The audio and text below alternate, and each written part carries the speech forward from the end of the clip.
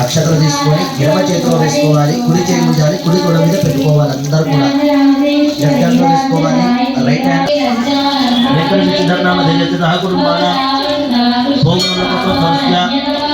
చిత్తమనామ్యాః అంజలినామ్యాః రాఘవేంద్రనామధేయస్య గీతానామ్యాః